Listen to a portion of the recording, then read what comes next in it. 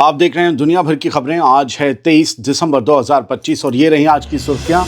North गजा में यहूदी settlement की वापसी का ऐलान। इसराइली डिफेंस मिनिस्टर ने ट्रंप की लकीर को किया चैलेंज। अपने इस सिस्टम से घिरा Israel cards. X IDF chief ने कहा, गजा को कब्जाओगे तो सिर्फ नुकसान उठाओगे। लंदन की सड़कों पर गूंजा फिलिस्तीन का नारा। हिरासत में ली गई ग्रेटा थनबर्ग। ईरान ने किया थार्ड सिस्टम को फेल करने का दावा।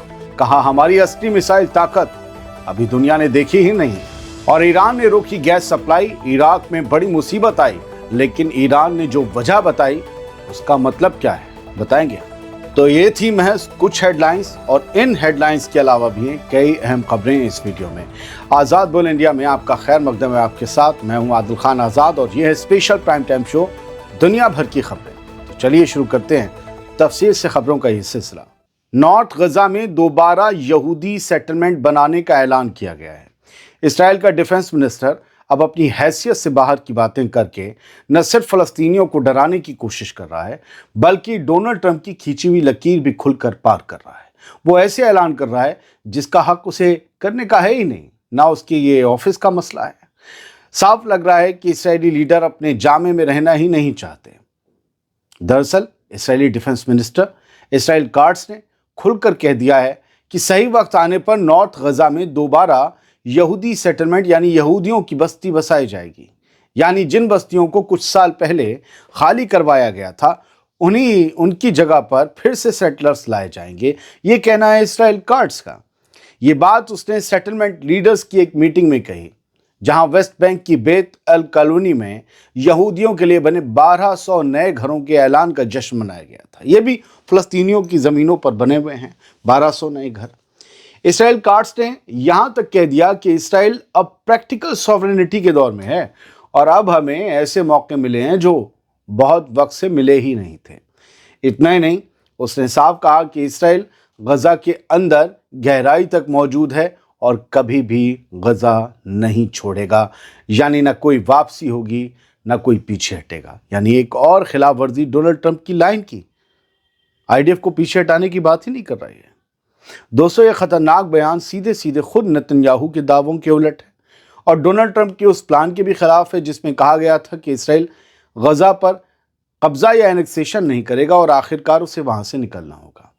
अब सवाल यह है कि क्या इसराइली हुकूमत के अंदर ही जंग का नशा इस कदर बढ़ चुका है कि हर कोई अलग अलग मोर्चे खोलने पर तुला है, या फिर गजा को लेकर एक नई और ख़तरनाक साजिश की स्क्रिप्ट हल्के हल्के लिखी जा रही है। दूसरी खबर यह है कि अपने ही घर में अब इसराइल कार्ड्स घिरता हुआ नजर आ रहा है। गजा में सेटलमेंट को लेकर नेतन्याहू के डिफेंस मिनिस्टर इसराइल कार्ड्स के बयानों पर अब इसराइली सिस्टम के अंदर ही जोरदार हमला शुरू हो चुका है। एक्स मिलिट्री चीफ यानी IDF का साबिक चीफ जो है, और याशर पार्टी का चीफ भी है, इसका नाम है गादी आइजनकोट। उसने कार्ड्स के बयान को खोखला और गैर जिम्मेदार बताते हुए कहा कि ये बातें इसराइल को फ़ायदा नहीं, सीधा नुकसान पहुंचा रही हैं। जो तुम कह रहे हो कि हम नॉर्थ गजा में यहूदियों की बस्तियां बनाएंगे। आइजनकोट ने साफ कहा कि डिफेंस मिनिस्टर इसराइल कार्ड्स एक बार फिर नेशनल कॉन्सेंसस के खिलाफ जाकर बोल रहा है। आइजनकोट के मुताबिक एक तरफ इसराइली गवर्नमेंट डोनाल्ड ट्रंप के प्लान के हक में वोट करती है, और दूसरी तरफ गजा में अलग थलग सेटलमेंट खोलने के खोखले सपने भी बेचती है। अबे भाई, इधर हो कि उधर हो?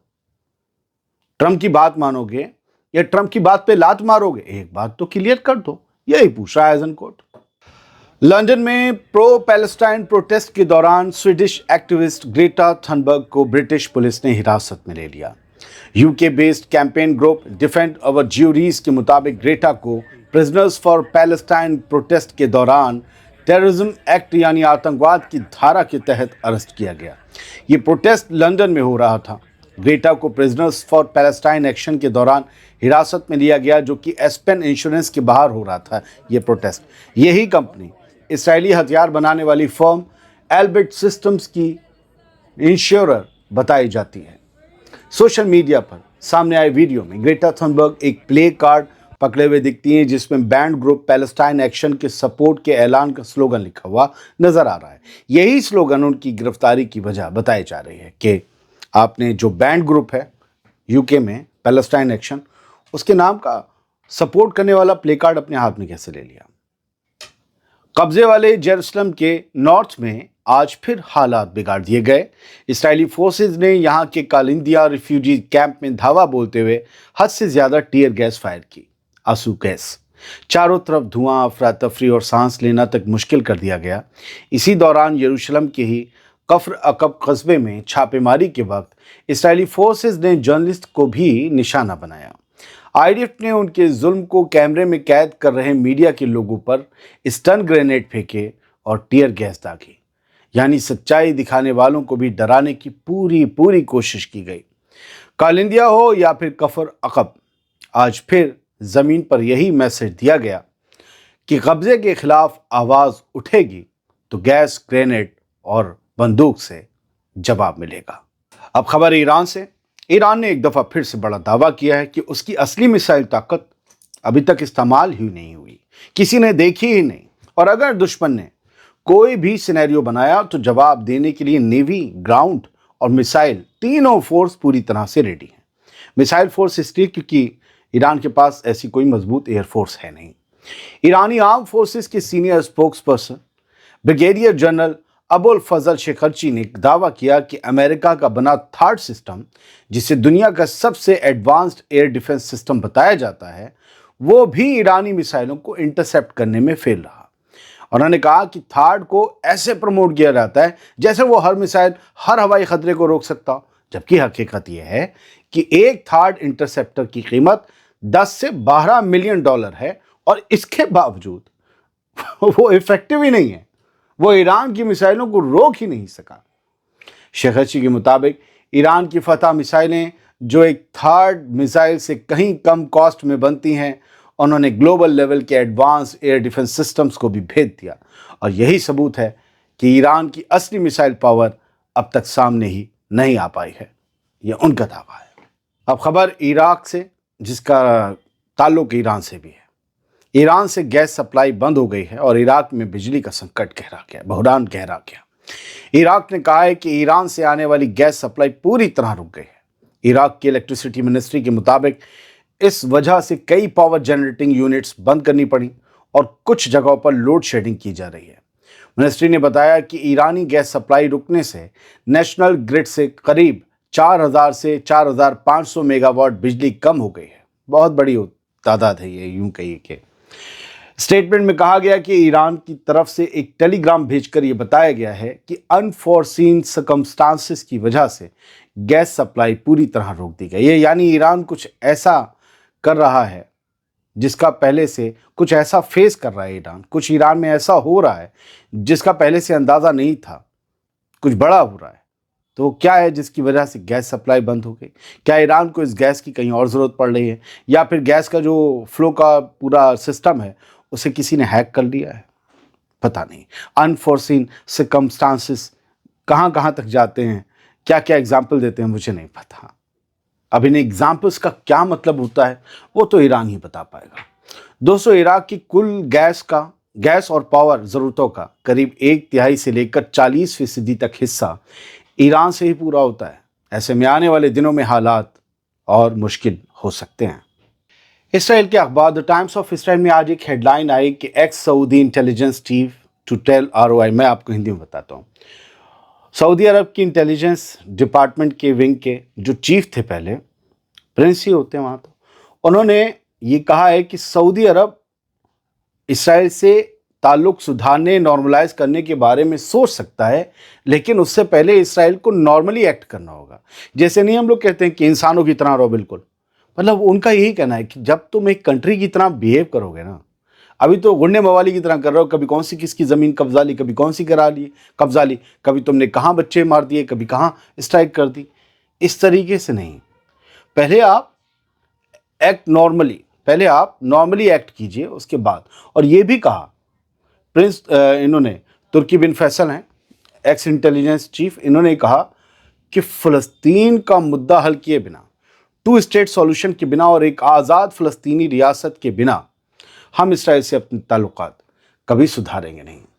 और तुर्की बिन फैसल का बहुत बहुत बहुत मर्तबा है और रॉयल फैमिली से हैं, इंटेलिजेंस चीफ रह चुके हैं। जो इनकी लाइन है वो मोहम्मद बिन सलमान की भी लाइन है कि पहले two state solution then Israel Saudi Arab solution.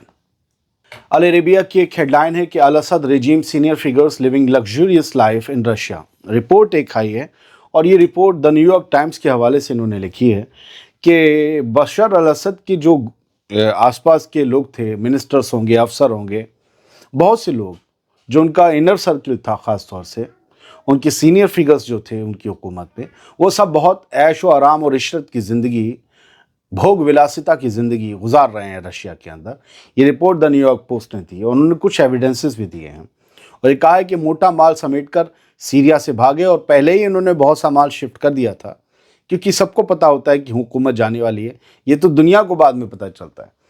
तो ये शिफ्टिंग हो गई थी और बताया गया कि जब वो पिछले दिसंबर में जब बशर अल असद अपने इनर सर्किल के साथ भागा था सीरिया से, उसके साथ बहुत से लोग ये गए थे, बहुत से पहले गए थे और अब सबकी ज़िंदगी गुमनाम तो ज़रूर है लेकिन बहुत ऐशो आराम में कट रही है और कुछ लग्जरी होटल्स का भी नाम दिया गया है और वहाँ पर इनके लिए बाकायदा रशियन सिक्योरिटी भी अपॉइंट की गई, कहीं कोई ऐसा ना हो कि सुपारी लेकर आए और इन टपकाप कर इनको जो है वो नुकसान पहुँचा कर चला जाए। अच्छा, यमन जो हमले कर रहा था इसराइल पर वो रुक गए, लेकिन रेड सी में व्यापार बंद पड़ा था, हल्के हल्के वो शुरू हो रहा है। एक बड़ी खबर उसमें आई है कि 2 बड़े जहाज़ CMA GGM कंपनी है जो दुनिया की तीसरी सबसे बड़ी कंटेनर शिपिंग लाइन है, उसके बड़े जहाज़ स्वेज कैनाल से, जो मिस्र के पास से स्वेज कैनाल बनी हुई है रेड सी में, वहाँ से गुजरे हैं। 2023 नवंबर के बाद से जब से हूथीज़ ने फ़लस्तीन के हक़ में इसराइल पर हमले शुरू किए थे, तब से इस रूट से बिज़नेस पूरी तरीके से ठप हो गया था।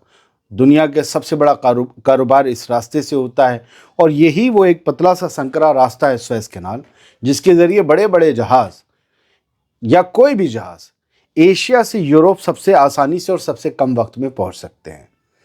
तो ये रास्ता अब फिर से हल्के हल्के खुल रहा है क्योंकि हुथीज़ की रिस्ट्रिक्शंस भी और सख्ती भी हट रही है रेड सी से। अलेप्पो में क्लैशेस फिर से हुए हैं और इससे जो है SDF और सीरियन आर्मी के बीच, STS और SDF के बीच जो तनाव है वो फिर से बढ़ता चला जा रहा है। कल रात भी कुछ टैंक्स आने की, दागने की खबरें थी और अभी फ़िलहाल कुर्दों की जो ये फोर्स है अलग SDF, ये STS के लिए, अहमद अल-शरा की हुकूमत के लिए नाक में दम का सबब बनी हुई है। अभी अल-शरा को इसमें जल्द ही कोई आसानी मिलती नज़र नहीं आ रही है। और कुछ हिंदी हेडलाइनें, ट्रंप ने बोला है कि एप्स्टीन सेक्स फाइल से बेगुनाहों की इमेज ख़राब होगी।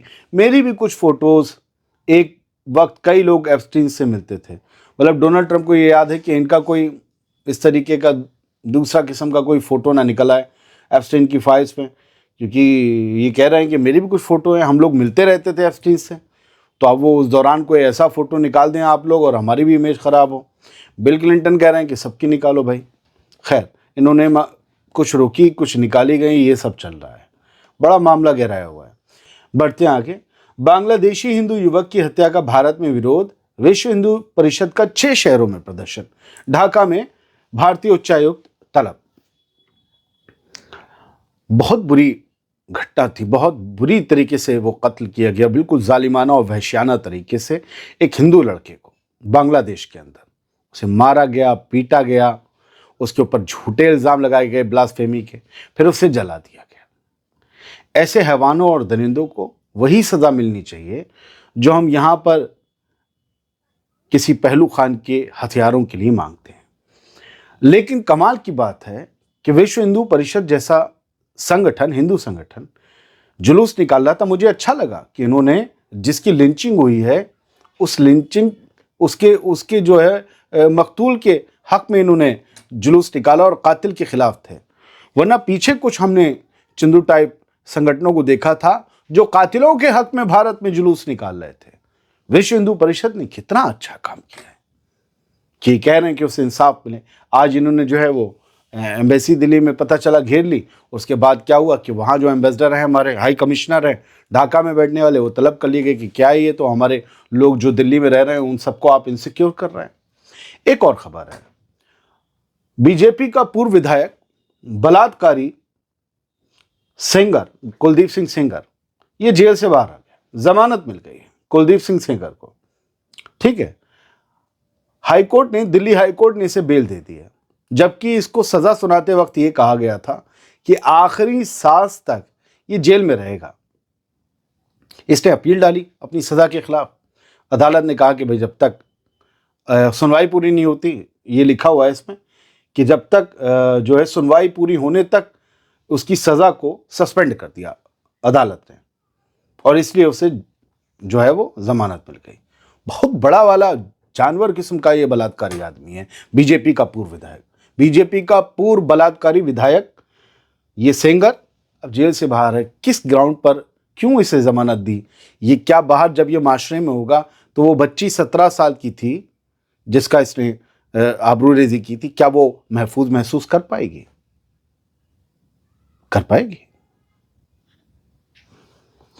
بہت بہت شکریہ، سلامت رہیے، خوش رہیے۔